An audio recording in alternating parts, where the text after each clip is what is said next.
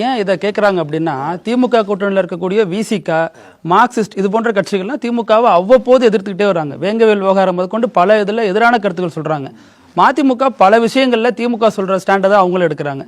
அப்போ ஒரு ஆக்டிவாக இல்லையோ அப்படிங்கிற கேள்வி எழுது. அந்த கருத்து நான் மாறுபடுறேன். எப்படின்னா, அண்ணா கட்சி ஆரம்பித்த உடனே பெரியாருடைய திராவிடர் கழகத்துக்கும் திராவிட முன்னேற்ற கழகத்திற்கும் ஒரு நூல் இலையில் தான் சில இதுகளில் வேறுபாடு இருந்துச்சு.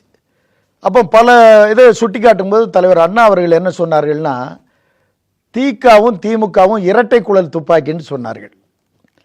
பேரறிஞர் அண்ணா அவர்கள் சொன்னார்கள்.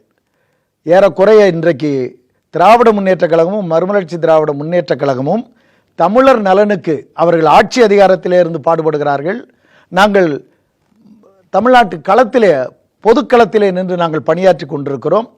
கொள்கையில் இரண்டுமே ஏறக்குறைய ஒரே நிலைப்பாடு உடைய இயக்கங்கள் என்கிற காரணத்தினால் இவை இரட்டை குழல் துப்பாக்கிகளாக இயங்கிக் கொண்டிருப்பதன் விளைவாகத்தான் அந்த வித்தியாசத்தை உணர முடியாது. இன்னொரு பக்கம் இப்போ விசிக, மார்க்சிஸ்ட் இது மாதிரி நெருக்கடி கொடுப்பதன் மூலமா சீட்டுகளை அதிகப்படுத்துவாங்க. வரக்கூடிய சட்டமன்ற தேர்தலில் மதிமுக எல்லாத்திலும் உடன்பட்டா இவங்க நம்ம கூட தான்ப்பா இருப்பாங்க அப்படின்னு சீட்டை குறைச்சு கொடுப்பாங்களே திமுக அப்படிங்கிற ஒரு விமர்சனம் சொல்லப்படுதில்ல. மொத்தத்தில் இது குறித்து நான் சொல்ல விரும்புவது, ஒரு சீட்டு பேரத்திற்காக இவ்வாறு பேசுகிறார்கள், செயல்படுகிறார்கள் என்று சொல்வது விடுதலை சிறுத்தைகள் கட்சியையும் மார்க்சிஸ்ட் கட்சியையும் கூட அது ஒரு அவமானப்படுத்துவதாகத்தான் நான் பார்க்கிறேன்.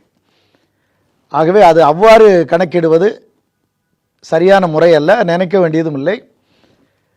அது கூட்டணிக்கு தலைமை தாங்குகிற திராவிட முன்னேற்ற கழகமும் மிகுந்த நேச உணர்வோடு இருக்கின்ற அனைத்து அதனுடைய சகோதர கூட்டணி கட்சிகளும் இணைந்து அது முடிவெடுத்துக் கொள்வார்கள். அதை விவாதிக்க வேண்டிய அளவிற்கு அதை பொருத்தமானதாக சொல்ல முடியாது.